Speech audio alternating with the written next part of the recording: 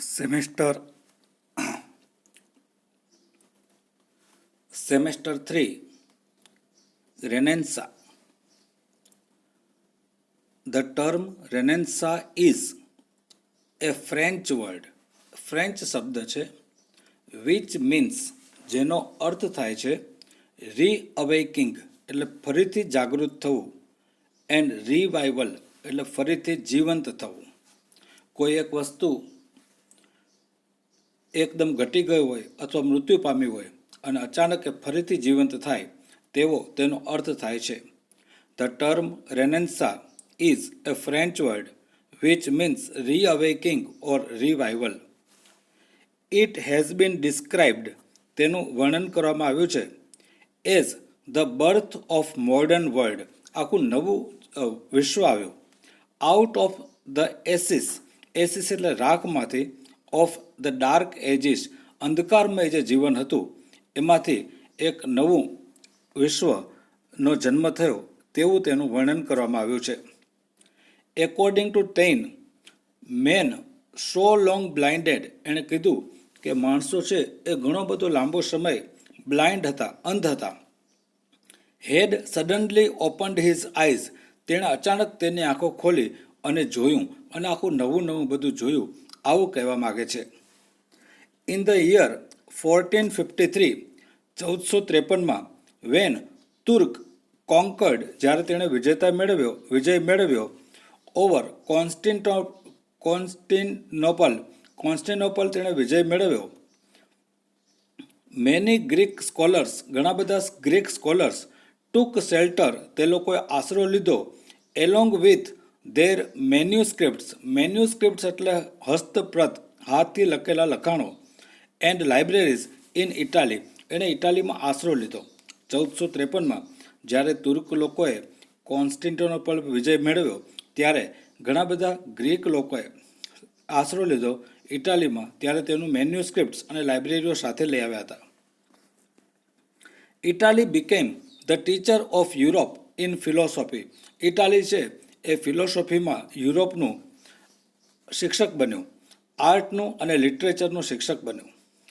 રેનેસાન્સ began in Italy, એનો ઇટાલીમાં શરૂઆત થઈ in the 14th century with the works of Petrarch અને બેક્સેન્યો, એમના લખાણથી તેમની રેનેસાંસની 14th centuryમાં તેની શરૂઆત થઈ.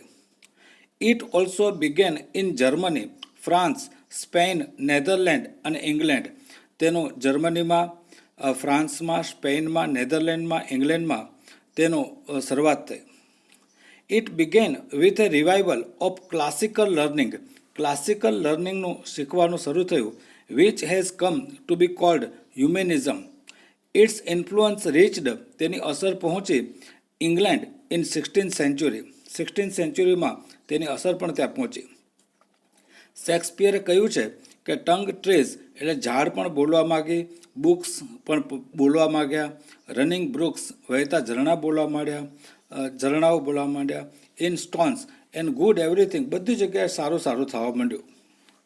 While the renaissance aroused the intellect and artistic faculties, the reformation awakened even in spiritual nature, એટલે કુદરતમાં પણ, ધાર્મિક અને કુદરતમાં પણ તેની અસર દેખાવા માંડી.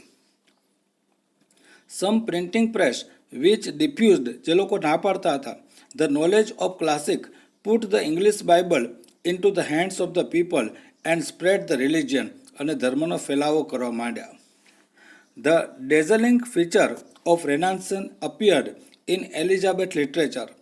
The Elizabeth age was era of peace અને પ્રોસ્પેરિટી, એ સુખ અને શાંતિ માટેનું એક યુગ કહેવાય છે. The age was marked by intense પેટ્રિયોટિઝમ, તેમાં દેશભક્તિ છે, passion Avesh four knowledge, spirit of daring, adventure and ambition to achieve great things. આ બધું જ મેળવવા માટેનો આ યુગ છે. એમાં દેશભક્તિ છે, પેશન આવેશ છે, જ્ઞાન છે, સ્પિરિટ ઓફ ડેરિંગ જુસ્સાની ભાવના છે, એડવેન્ચર સાહસની, અને એમ્બિશન મહત્વ, everything is there in this age. It was an age both observation and action, એ નિરીક્ષણ અને કાર્ય માટેનો યુગ છે. બહુ સારો એજ છે રેનેસાં એલિઝાબેથના સમયમાં આવ્યું છે અને એક નવું જ બધું પાછું જીવંત થયું, રિવાઇવલ થયું, રીઅવેકિંગ થયું છે. અને શેક્સપિયરે કીધું કે બધા જ વસ્તુઓમાં જીવંત આવી ગયું. બધા લોકો પોતાનું વર્ણન કરવા માંડ્યા, જેમાં કે ઝાડ છે, પછી ઝરણા છે, પથ્થરો છે, બધું જ બોલવા માંડ્યા. It was an era of the extraordinary development. એકદમ ખૂબ જ વિકાસનો એ યુગ હતો ઓફ આર્ટ, લિટરેચર અને drama. John Milton calls England during the age as a noble and powerful nation, rousing herself like a strong man after sleep and shaking her invisible locks. અને પોતે કોઈ પણ વ્યક્તિ એકદમ નિંદરમાંથી એકદમ ઝડપથી ઉઠે તેવી રીતે અને પોતાની જાતને ખંખેરે. It is the greatest and golden period of literature in English which developed all types of literature. એમાં બધા જ પ્રકારના લિટરેચરનું સર્જન થયું. The renaissance coloured the thoughts, એણે વિચારોને કલર આપ્યા અને ideas of people of the Elizabeth age. Under the influence of renaissance the Elizabeth then people made efforts, એણે પ્રયત્ન કર્યો to free from the rigid views, એણે જડ વિચારોમાંથી પોતાની જાતને ફ્રી કરવાનું નક્કી કર્યું.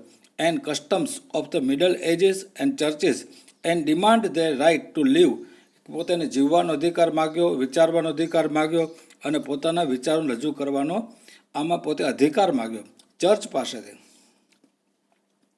Under the influence of renaissance the Elizabethan people made effort, એ લોકોએ પ્રયત્ન કર્યા to free from the rigid views, એણે રિજિડ જે જડ નિયમો હતા એમાંથી દૂર થવાની કોશિશ કરી. Man started to think for themselves, માણસોએ વિચારવાનું શરૂ કર્યું અને ક્વેશ્ચન કરવાનું શરૂ કર્યું. As man gained this freedom, જેવી તેને સ્વતંત્રતા મળી, they turned more and more to present world, એ લોકો વાસ્તવિક જીવનમાં જીવવા માંડ્યા. England was under the full effect of the revival of learning.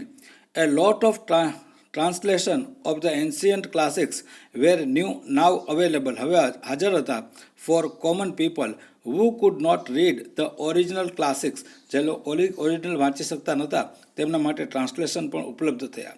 People started to open mind, લોકોએ મગજ ખોલવાનું શરૂ કર્યું. લવ ઓફ બ્યુટી અને freedom. Because of the influence of the new learning, there was a revival in the study of the Greek. Greek ભાષામાં પણ જીવંત થયું. The new classic influence were a great inspiration. બહુ પ્રેરણા મળી. The youth of the day turned to Greek philosophy and poetry. એ લોકો Greek philosophy અને poetry તરફ યુવાધન પણ વળ્યું. ફરી મળીએ છીએ નેક્સ્ટ વિડીયોમાં. આભાર. Thank you very much.